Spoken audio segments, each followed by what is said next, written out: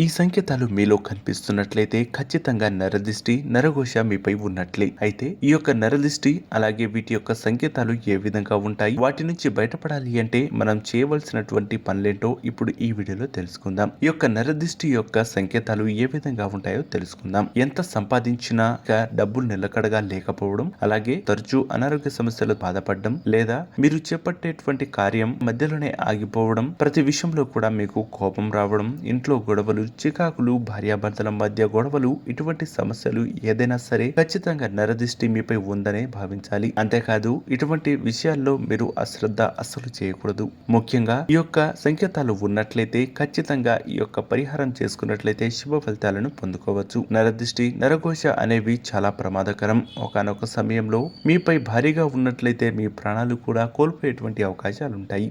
కాబట్టి త్వరగా ఈ సంకేతాలను మీరు గుర్తుపట్టి ఇటువంటి పరిహారం చేసుకున్నట్లయితే శుభ ఫలితాలు పొందుకోవచ్చు. ముఖ్యంగా మంగళవారం పూట ఒక ఎరుపు వస్త్రంలో కొద్దిగా దొడ్డు ఉప్పును మూటగట్టి దాన్ని ఇంటి ముందు లేదా వ్యాపార స్థలంలో ముందుగాని కట్టుకోవాలి. వచ్చిన వ్యక్తులు ఇక సరిగ్గా అది కంటి చూపు మేరకు ఉండేటట్టు చూసుకున్నట్లయితే మీపై పడేటువంటి ఈ యొక్క నరదిష్టి, నరఘోష వంటివి దాన్ని ఆ యొక్క గ్రాప్ చేసుకున్నటువంటి కెపాసిటీ అలాగే పవర్ ఉంటుందని చెప్పవచ్చు. ఆ మూటను వచ్చే ఒక బుధవారం పూట ఓపెన్ చేసి ఆ యొక్క ఉప్పును ఎక్కడ ఎవరు తొక్కని విధంగా లేదా మీరు పారేటువంటి ఇక నీటిలో వదిలిపెట్టినట్లయితే మీపై ఉన్నటువంటి నెగటివ్ ఎనర్జీని పూర్తిగా తొలగిపోయేటువంటి అవకాశాలు ఉంటాయి. ఇలా వరుసగా 7 మంగళవారాల పాటు మీరు యొక్క పరిహారాన్ని చేసినట్లయితే శుభ ఫలితాలను చేసుకోవచ్చు. 8వ మంగళవారం దగ్గరలో ఉన్నటువంటి ఆంజనేయ స్వామి యొక్క ఆలయానికి వెళ్లి మీరు ఈ యొక్క పూజ చేపించుకున్నట్లయితే శుభ ఫలితాలను పొందుకోవచ్చు.